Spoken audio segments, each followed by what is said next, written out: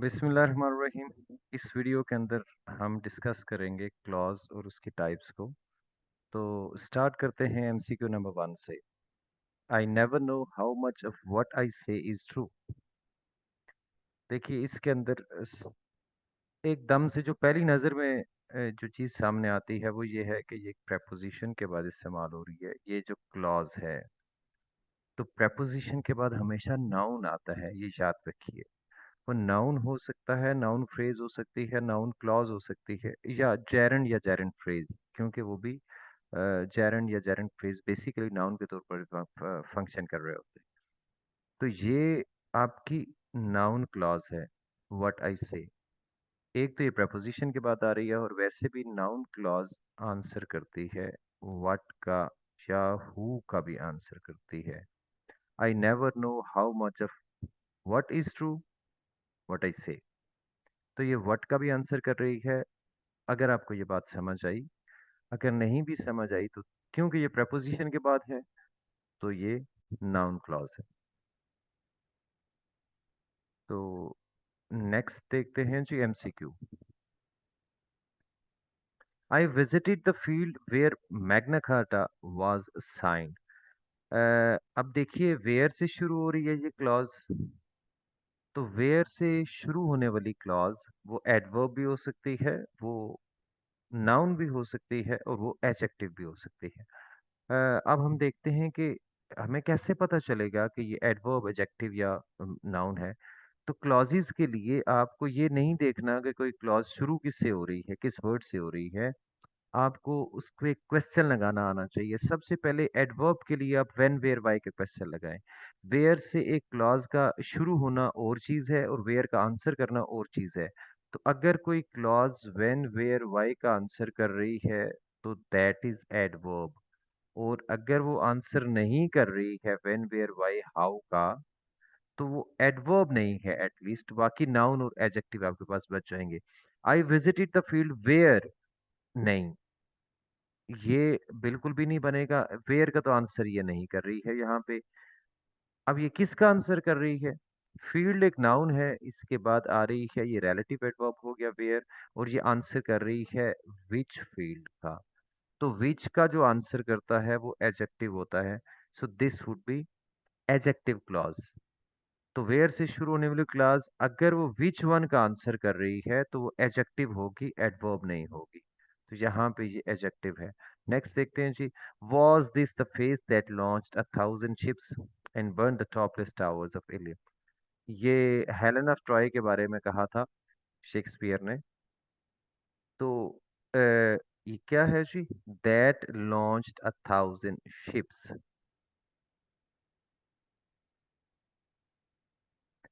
Face एक noun है, और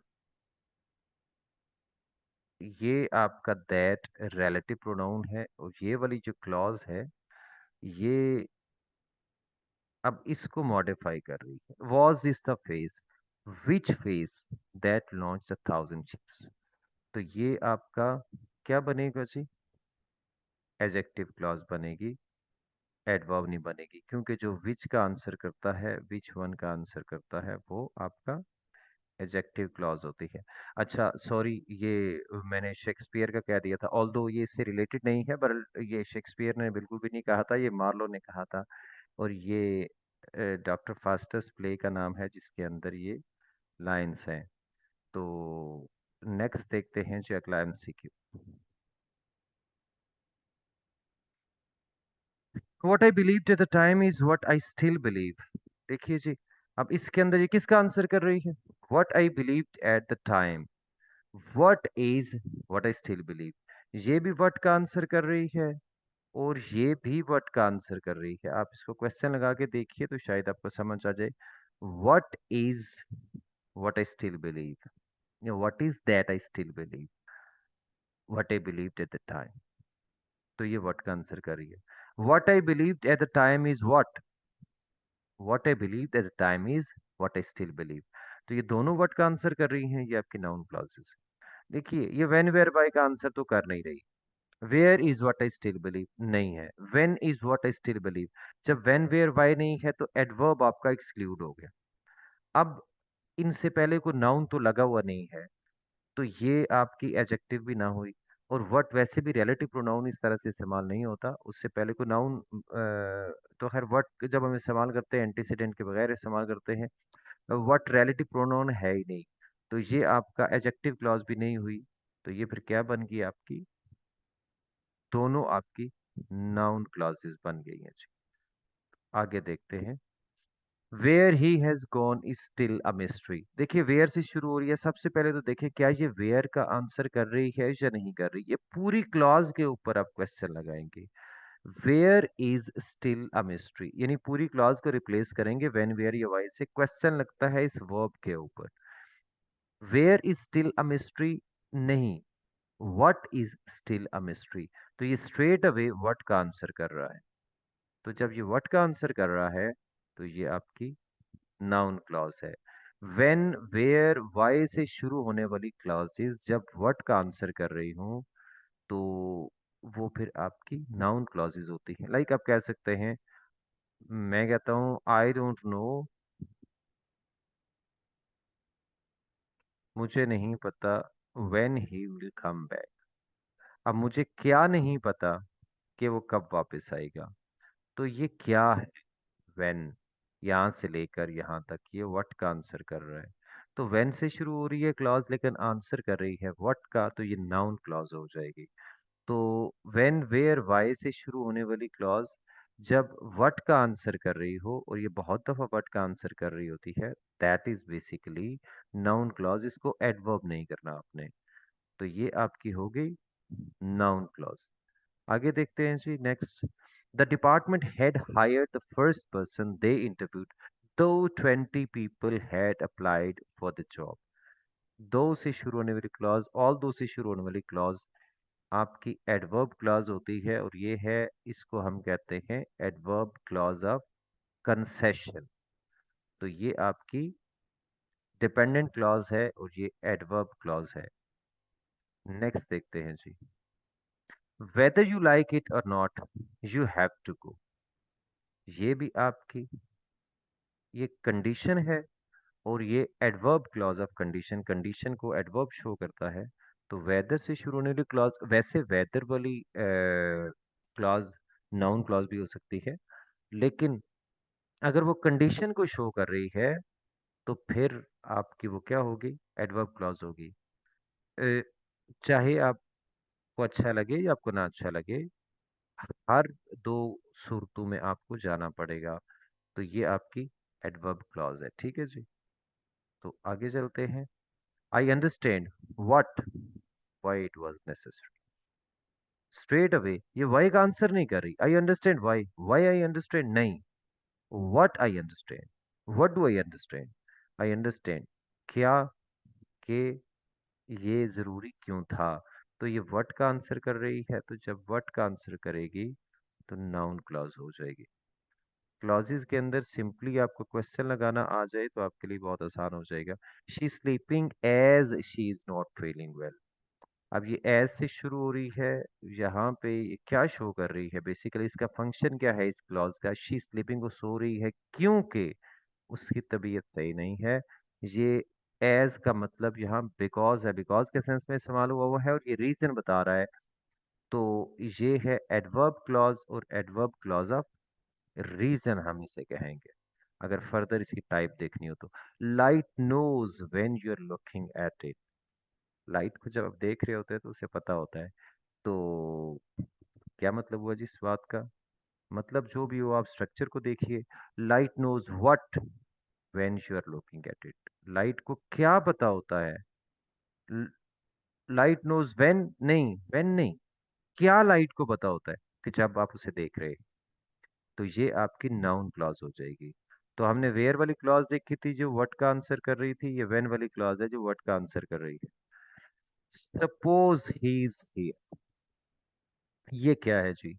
अब सपोज, अब देखिए, suppose where, suppose when, suppose what, ये आपकी व्हाट का आंसर कर रही है।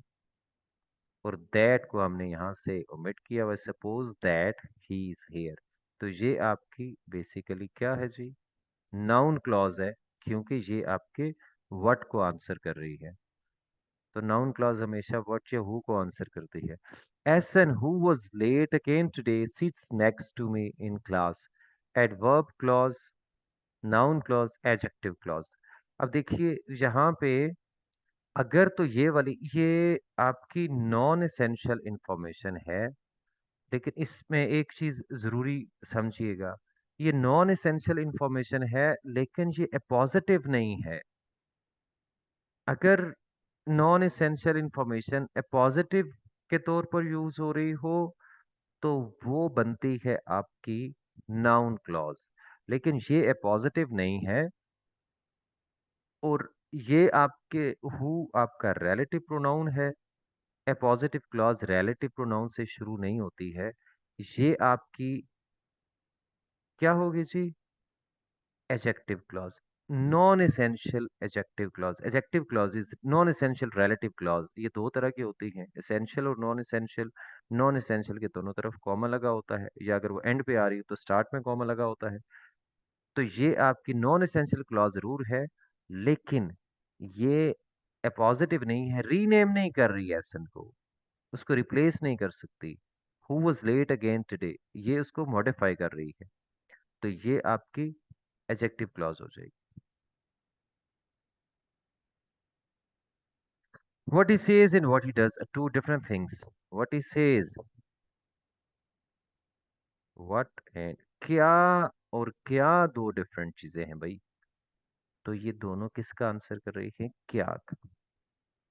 What he says, ये what का आंसर कर रही है, और ये भी what का आंसर कर रही है। तो जो what का आंसर करे वो क्या होता है, नाउन क्लॉज होती है। तो ये दोनों आपकी नाउन क्लॉजेज हो गई। नेक्स्ट देखते हैं, his reply that he we will never reunite is actually sad। ये बहुत इंपॉर्टेंट है।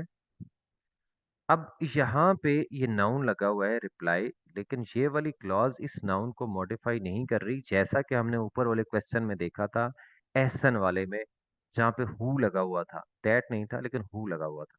अब यहाँ पे देखिए, ये जो दैट है, ना तो ये दैट रिलेटिव प्रोनाउन है और ना ये क्लॉज इसको मॉडिफाई कर रही है। अब अगर आपको ये समझ आ जाए कि दैट कहाँ पे रिलेटिव प्रोनाउन है और कहाँ पे ये दैट कंजंक्शन है, तो आपका काम आसान हो जाएगा। ये वाला दैट कंजंक्शन है। अब आपको मैं एक आसान सा चेक बताता हूँ जिससे आपको पता चल जाएगा कि ये दैट रिलेटिव प्रोनाउन है या कंजंक्शन है। अगर वो रिलेटिव प्रोनाउन होगा तो एडजेक्टिव क्लॉज बनेगी, और अगर वो कंजंक्शन होगा तो वो नाउन क्लॉज बनेगी। तो दैट मीन्स हमें पहले ये चेक करना है कि ये दैट कंजंक्शन है या रिलेटिव प्रोनाउन।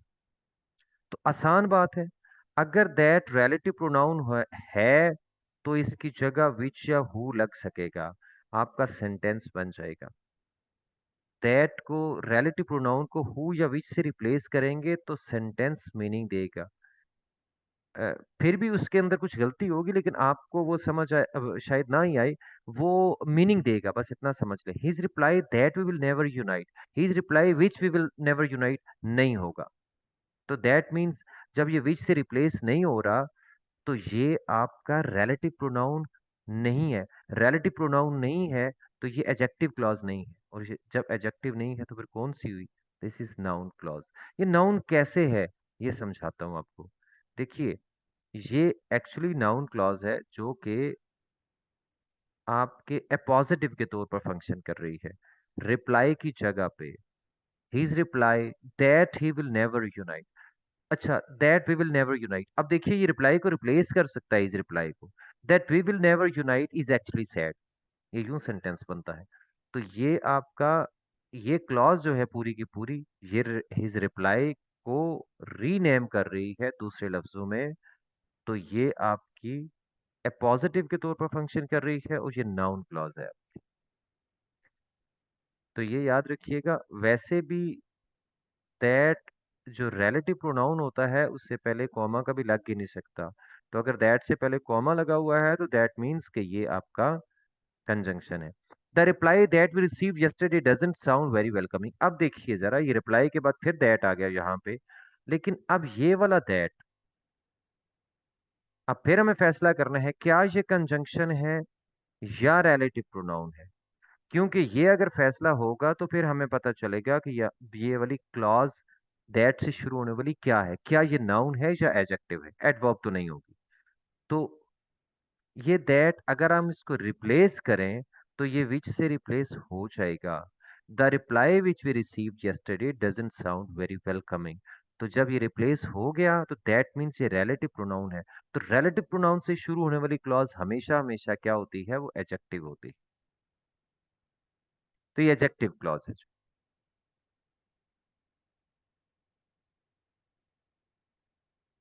तो ये दैट को फर्क समझिए कि कहाँ पे दैट कंजंक्शन है, कहाँ पे दैट आपका रिलेटिव प्रोनाउन है।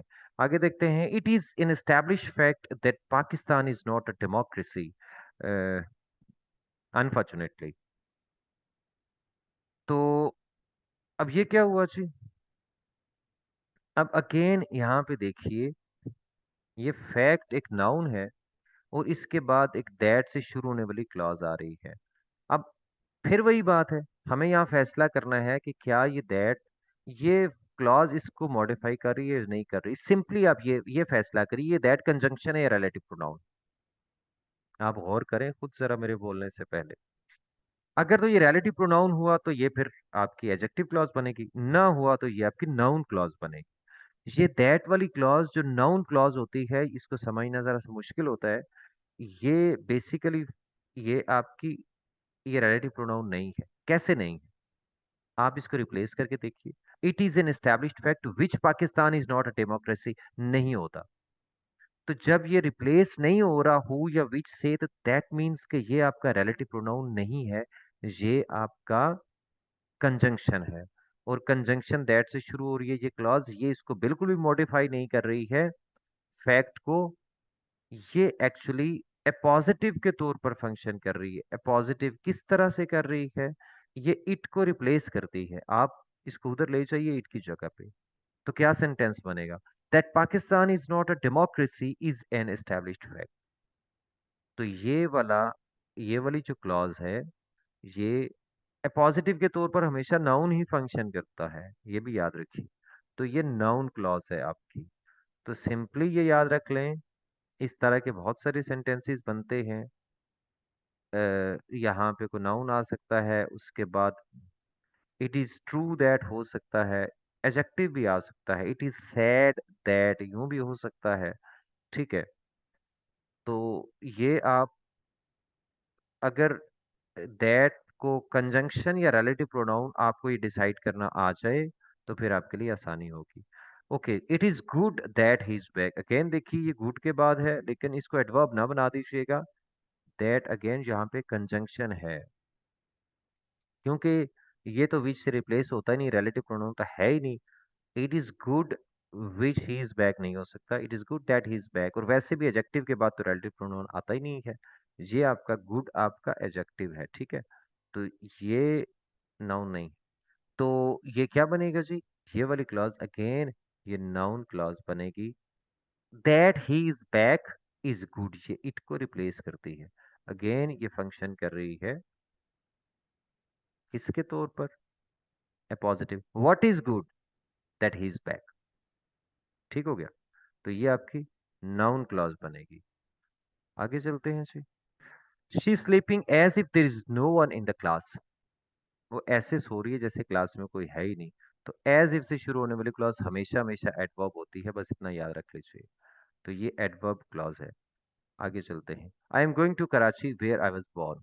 अब वेयर से शुरू हो रही है क्लॉज, क्या ये नाउन है, एडवर्ब है या एडजेक्टिव है। तो ये देखिए यहाँ पे आंसर किसका कर रही है। I am going to Karachi, मैं कराची जा रहा हूँ, वहां पर जहां मैं पैदा हुआ था। वेयर, कौन सा वाला कराची नहीं है।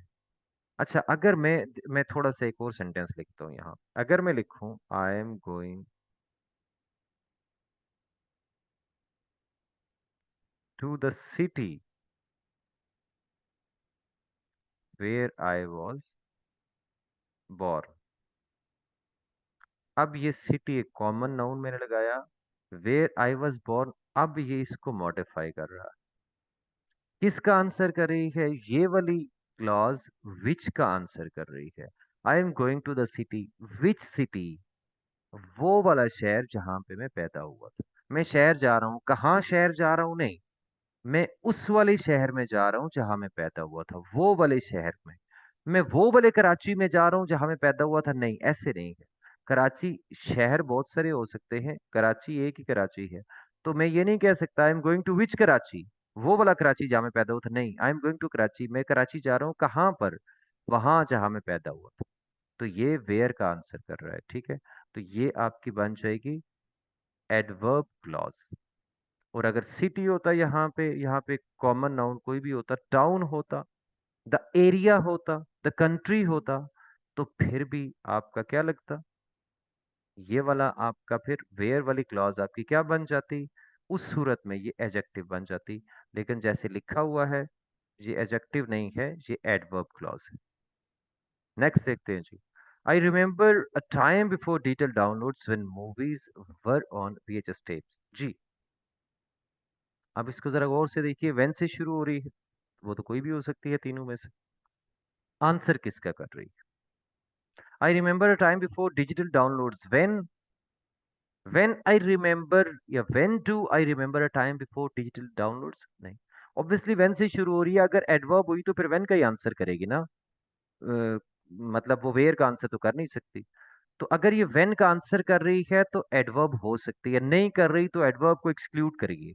I remember a time, when do I remember a time before digital downloads? नहीं, बिल्कुल भी नहीं, इसलिए एडवर्ब तो ना हुई। और अगर अब नाउन है या एडजेक्टिव है, देख लेते हैं जी। अब ये आ रही है किसके बाद? इससे पहले क्या आ रहा है? ये लिखा हुआ है टाइम, गौर करिए जरा, ये एक नाउन है टाइम। टाइम के बाद एक हमने फ्रेज लगाई बिफोर डिजिटल डाउनलोड्स। तो पहले फ्रेज आती है, फिर क्लॉज आती है। तो ये वाली जो ये फ्रेज भी इसको मॉडिफाई कर रही है। कौन सा वाला टाइम? Before digital downloads. कौन सा वाला टाइम? जब मूवीज VHS टेप्स पे होती थी। Which time? तो ये भी बेसिकली मॉडिफाई कर रही है टाइम को। तो जब वेन से शुरू होने वाली क्लॉज किसी टाइम को मॉडिफाई कर रही हो, तो फिर वो क्या होती है? एडजेक्टिव क्लॉज होती है। The time when she was here, the time when we used to be friends, the time when we were friends, the time when we were in Lahore. So time के बाद जब भी व्हेन लगता है, और ये वाला आपकी अगली वाली क्लॉज इसको मॉडिफाई कर रही होती है, तो ये फिर व्हेन, ये एडवर्ब नहीं बनती। व्हेन से शुरू होने वाली क्लॉज ये एडजेक्टिव बनती है। एडवर्ब कैसे बनती है वो भी मैं इधर ही लिख देता हूँ एग्जांपल। लाइक आप कह सकते हैं we welcomed him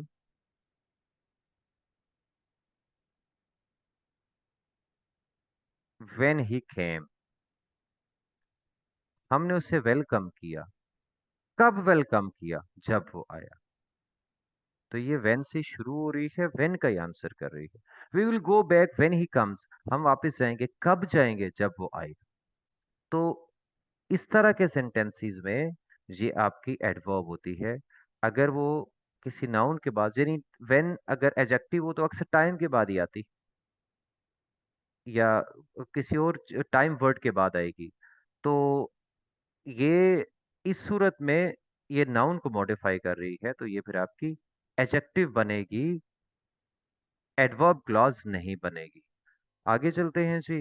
we are looking for a vacation resort where there are activities for everyone. अब देखिए जरा, वेयर से शुरू हो रही है, लेकिन क्या ये वेयर का आंसर कर रही है? अब सवाल ये है, सबसे पहले, where are we looking for a vacation resort? बिल्कुल गलत है।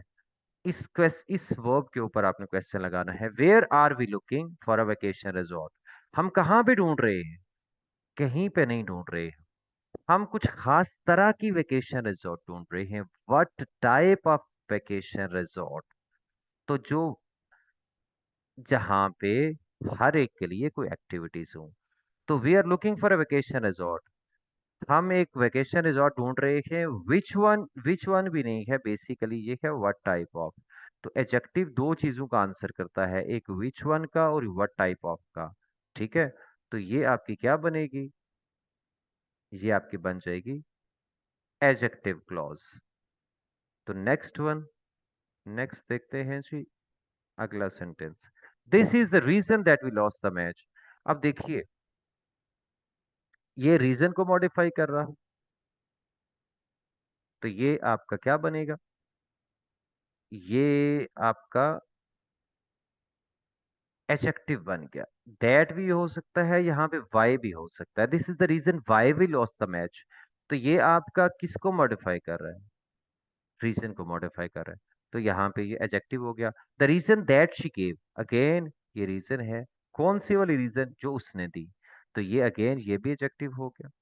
The reason that the weather was not favourable sounds funny, ये वाला अलबत्ता एडजेक्टिव नहीं है। ये दैट आपका रिलेटिव प्रोनाउन नहीं है, ये आपके पॉजिटिव के तौर पर फंक्शन कर रही है ये क्लॉज पूरी की पूरी। और ये आपकी है नाउन क्लॉज। अब देख लीजिए, इस दैट को आप रिप्लेस नहीं कर सकते हैं, ये रिलेटिव प्रोनाउन नहीं है। The reason which the weather was not favourable गलत है, the reason which she gave ये हो सकता है। ठीक है, दिस इज द रीजन, ये वाला भी रिप्लेस नहीं होगा, लेकिन ये एक्चुअली ये वाई की जगह लगा हुआ है। यहाँ पे वाई ज्यादा इस्तेमाल होता है, दैट भी इस्तेमाल कर सकते हैं। दिस इज द रीजन, ये वाई से रिप्लेस हो सकता है, why we lost the match.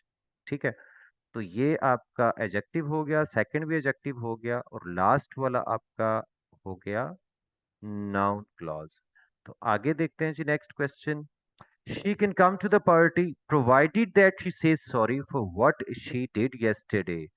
तो प्रोवाइडेड दैट का मतलब है कि ये कंडीशन है basically, if she says sorry. Provided that या इफ का एक ही मतलब है, और ये आपकी एडवर्ब क्लॉज ऑफ कंडीशन होगी। ये सिंपल है, तो इसलिए इसको ज्यादा एक्सप्लेनेशन की जरूरत नहीं है। ये वाला देखिए, for what she did yesterday. अब इसके लिए भी एक सिंपल चेक है, फॉर preposition है, preposition के बाद आने वाली क्लॉज हमेशा हमेशा नाउन क्लॉज होती है। तो फर्स्ट वाली एडवर्ब है, सेकंड वाली आपकी नाउन क्लॉज है। नेक्स्ट देखते हैं जी, where there is a will there is a way. रास्ता कहाँ पर होता है, जहां पे विल होती है। तो ये आपका किसका आंसर कर रही है, वेयर का आंसर कर रही है। रास्ता कहाँ बनेगा, जहां पे विल होगी, जहां पे डिटर्मिनेशन होगा। तो जब ये वेयर का आंसर करेगी, तो this is adverb clause. So that's it for clauses, और that's all for now. Next video में इंशाल्लाह हम बात करेंगे सब्जेक्ट ऑफ अग्रीमेंट और नाउन्स की। तो मैं कोशिश कर रहा हूँ कि मैं इन्हीं एक दो दिनों के अंदर अंदर जितने इंपॉर्टेंट टॉपिक्स हैं एमडी कैट के, बिकॉज ये एमडी कैट 23 अब 4 दिन रह गए हैं, तो मैं मैक्सिमम टॉपिक्स की प्रैक्टिस एमसीक्यूज में आपको कवर करवा दूँ। Thank you, Allah Hafiz.